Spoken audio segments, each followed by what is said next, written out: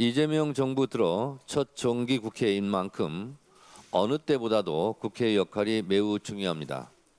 이재명 정부의 성공과 확실한 내란 종식은 무엇이 먼저 나를 따질 수 없는 시대적 사명입니다.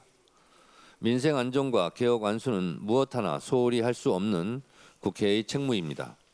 내란 척결과 이재명 정부의 성공을 위하여 개혁 완수와 민생 안정의 두 마리 토끼를 다 잡겠습니다. 민생, 성장, 개혁, 안전의 4대 핵심 과제를 중심으로 224개 중점 법안들을 차질 없이 처리해 나가겠습니다. 이를 통해 윤석열 정권 3년 동안 무너져 내린 민생, 경제, 민주주의를 모두 바로 세우고 신속하게 국가 정상화를 이뤄내겠습니다. 이번 정기국회에서 내란의 완전한 종식을 이루겠습니다. 다시는 민주주의를 위협하는 불행한 역사가 되풀이되지 않도록 하겠습니다. 동시에 민생을 회복하는 국회, 희망을 열어가는 국회를 만들겠습니다. 과감한 민생개혁 입법으로 사회 대개혁의 기틀을 세우겠습니다. 민주당은 정부조직법과 알박기 금지법을 처리하겠습니다. 내각을 완성해서 정부의 완전한 출범을 실현하겠습니다. 제492회 정기 국회 개회식이 있는 오늘 국민의힘 본회의장에서 상복 차림을 하겠다라고 선언을 했습니다. 정부와 여당의 항의를 하는 차원에서 이런 퍼포먼스를 벌이는 것이라고 들었습니다만 정작 애도를 해야 할 대상은 정부 여당이 아니라 국민의힘 자당인 것 같습니다. 민주당은 국회 개원식을 기념하고 한류 애니메이션 캐대언으로 인기가 급상승 중인 우리 한복의 우수성을 알리고자 한복 입기를 제안했습니다. 혹한의 겨울, 내란 세력을 심판하려 얼마나 많은 국민이 눈물을 흘렸습니까? 이제 국민이 지켜낸 민주주의를 정치가 민생경제 회복으로 돌려드려야 합니다. 민생 살리기에 여야가 따로 있을 수 없습니다.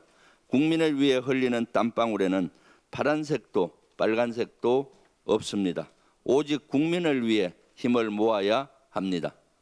네, 최근에 국민의힘의 김민수 최고위원이 비상계엄을 한 윤석열의 비상계엄을 옹호하고 또 사람도 죽지 않았는데 뭐가 문제냐라는 식으로 언론에 나와서 망언을 일삼고 있습니다. 윤석열의 계엄, 그러니까 윤석열의 친위 쿠데타는 명백하게 위헌적인 행위였습니다. 그것을 헌법재판소가 결정으로 인정을 했고 그 결과 지금 내란 수계로 재판을 받고 있는 이게 재판에 지금 넘겨져 있는 그런 상태 아닙니까? 정부가 발표한 내년도 예산안을 두고 국민의힘은 벌써부터 빚잔치니 증세 폭탄이니 정수 공세를 벌이고 있습니다. 거짓말 좀 그만하십시오. 그 전에 여러분이 망쳐놓은 국가재정부터 반성하고 사과하십시오. 정치를 살려야 할 사람들이 정치를 죽이고 국민을 모독하고 있습니다. 국민의힘은 보이콧 쇼에 정성을 들일 시간에 국민의 목소리에 귀 기울이시기 바랍니다. 정기국회는 정쟁의 무대가 아니라 국민의 삶을 살리는 자리입니다. 더불어민주당은 국가 정상화와 국민 삶의 회복, 내란의 극복과 청산을 위해 모든 힘을 다하겠습니다. 제주항공 사고 이후 만 8개월이 지났습니다. 관련해 두 가지 사안을 말씀드리고자 합니다. 첫째, 유가족 협의회는 사고 원인에 대한 철저한 진상 규명 없이는 제2, 제3호 참사를 막을 수 없다며 정부 책임 있는 조사와 항공사 안전관리 의무 강화를 강력히 요구하고 있습니다. 사고 재발 방지 특별법 제정, 피해자 지원 체계 정비를 촉구하며 정부가 실질적 대책을 마련할 것을 요구하고 있습니다. 그 절박한 외침에 국회와 정부는 함께 제도적 허점을 보완하고 안전 책임을 강화해야 합니다.